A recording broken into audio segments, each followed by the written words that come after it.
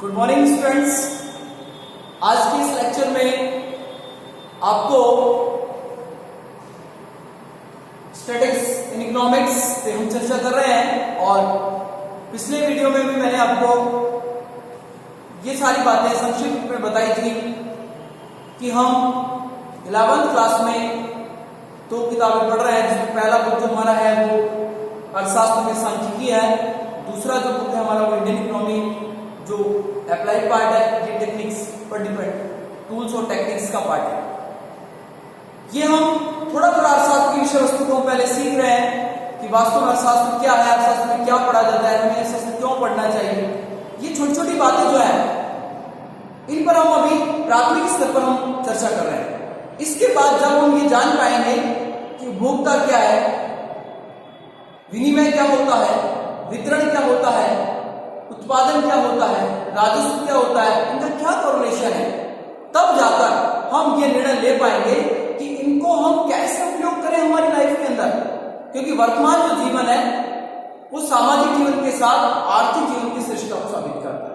तो आर्थिक प्राणी बनने के नाते ये सारे कंसेप्ट आपको जानना जरूरी है।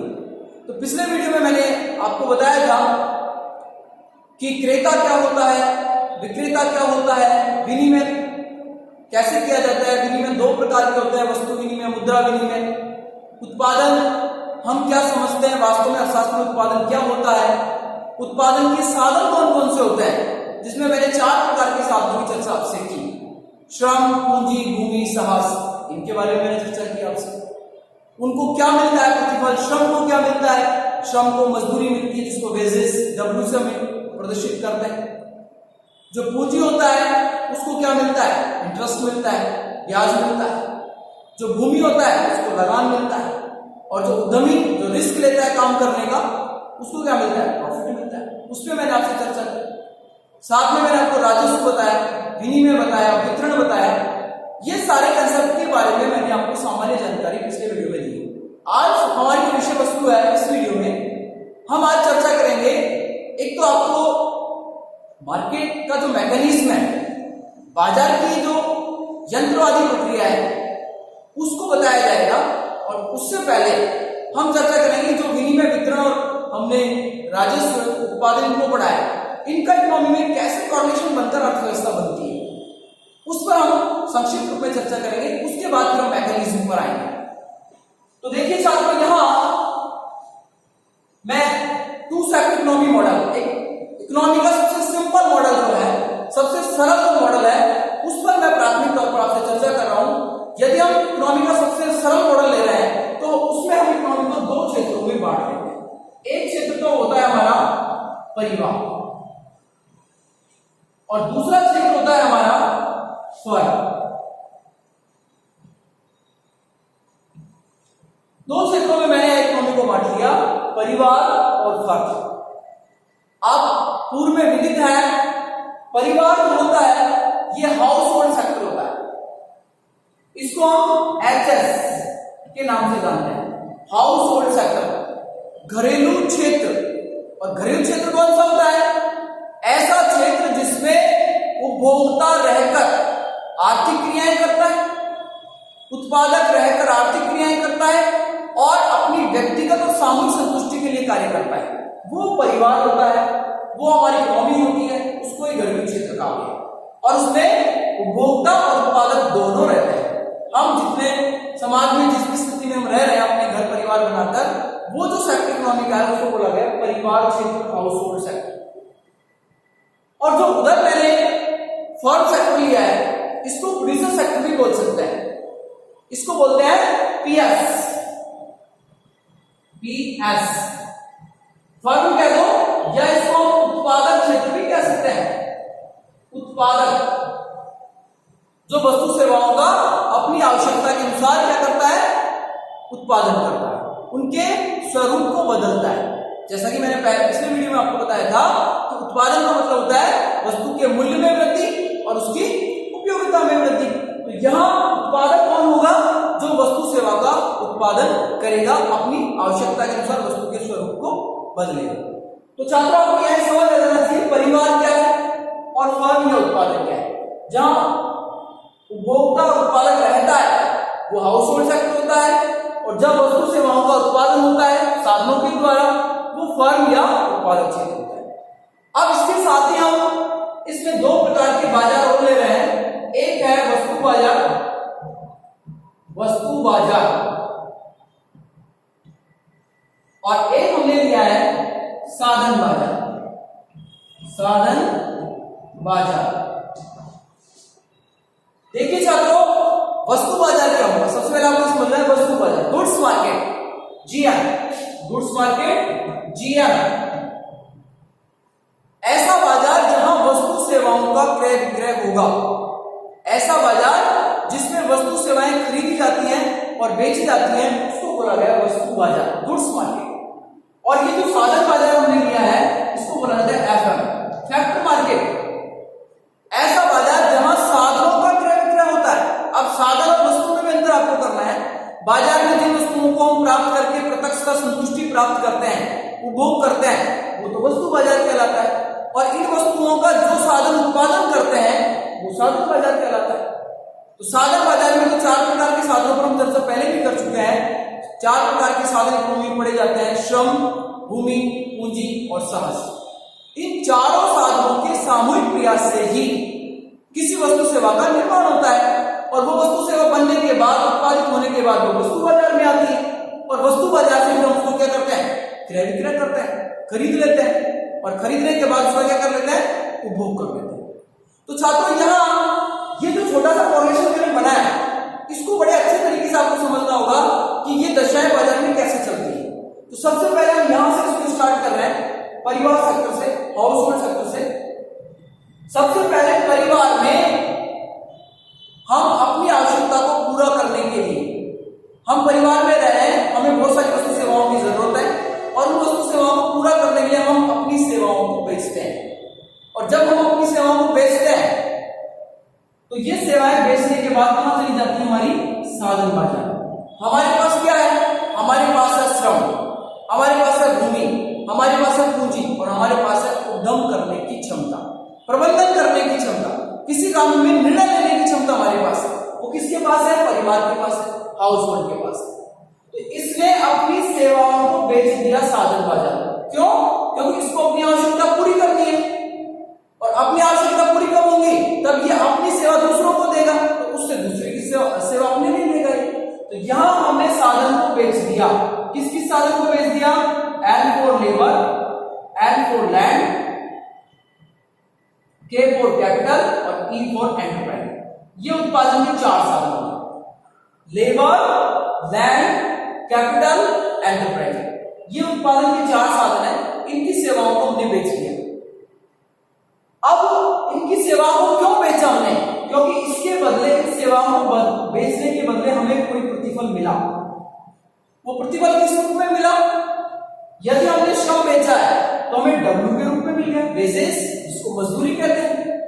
यदि हमने भूमि को बेचा है, लैंड को बेचा है, इसके बदले हमें मिला रेंट, लगान। भूमि के बदले क्या मिलता है, लगान मिलता है। यदि हमने पूंजी को बेचा है, कैपिटल को बेचा है, इसके बदले क्या मिलेगा, इंटरेस्ट मिलेगा। और यदि हम उद्यमी है, खुद इन सारे साधनों का नियोजन कर रहे हैं, अपना खुद का प्लांट खुद चला रहे हैं, खुद रिस्क ले रहे हैं, तो उसके बदले हमें क्या मिलेगा, प्रॉफिट मिलेगा। ये तीनों साधनों को मिलने वाला प्रतिफल हमेशा पॉजिटिव होता है। किस किस का, लैंड का, लेबर, लैंड और कैपिटल का, ये हमेशा पॉजिटिव होता है।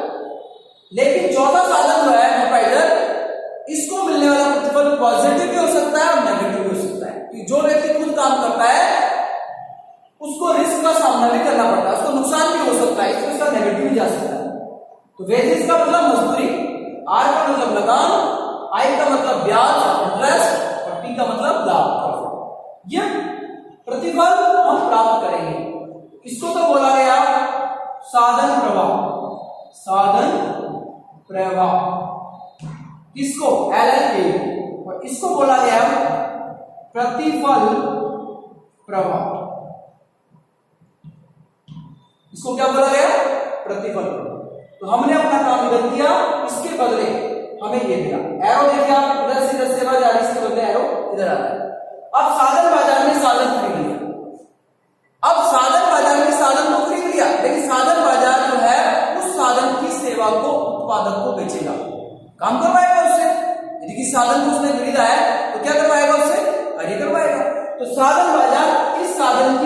को किसको बेचेगा? उत्पादक को बेचेगा। तो यहां से ये LLKE चारों साधन की सेवा कहां प्रभाव हो जाएगा? फर्म के पास हो जाएगा। और फर्म हमसे वस्तु सेवा का उत्पादन करवाने के बाद क्या करेगा? वही प्रभाव होगा। किस रूप में होगा? मजदूरी के रूप में, वेजेस, रेंट के रूप में, लगान, ब्याज के रूप में, इंटरेस्ट और प्रॉफिट के रूप में लाभ। उत्पादक ये प्रतिफल साधन बाजार को देगा, साधन बाजार ये प्रतिफल साधनों को देगा। साधन अपनी सेवाएं साधन बाजार को बेचेंगे, साधन बाजार की सेवाओं को काम पे लगाएगा। अब यहां वस्तु सेवाएं बन रही है और उनके पास क्या आ गया? काम के बदले में प्रतिफल आ गया, पैसा आ गया। अब ये क्या करेंगे? इनके पास जो प्रतिफल पैसा आया है इसको ये वस्तु बाजार में एक्सपेंस करेंगे, व्यय करेंगे, एक्सपेंस व्यय, खर्च करेंगे। आप कुछ कमा के लाते हैं, उसको कहां जाके खर्च करते हैं? बाजार में जाके खर्च करते हैं। तो इसके बदले में आपको जो कमा कर लाए ये पैसा आपने वस्तु बाजार में एक्सपेंस कर दिया। वस्तु बाजार इस एक्सपेंस के बदले में, वस्तु बाजार इस एक्सपेंस के बदले में वो क्या करेगा? Goods and service flow, goods and service flow, वस्तु और सेवा का प्रवाह यहां से यहां होगा। हमने बाजार में पैसा दिया, उसके बदले में हमें क्या मिला? वस्तु सेवा मिली। और उस वस्तु सेवा का उपभोग करने के बाद हम क्या प्राप्त करेंगे? संतुष्टि प्राप्त करेंगे, सेटिस्फैक्शन प्राप्त करेंगे। तो कहने का मतलब यह है यहां पर कि वस्तु बाजार में आपने, अब ये वस्तुएं वस्तु बाजार में कहां से आएंगी? ये वस्तु बाजार में फर्म से आएंगी। तो यहां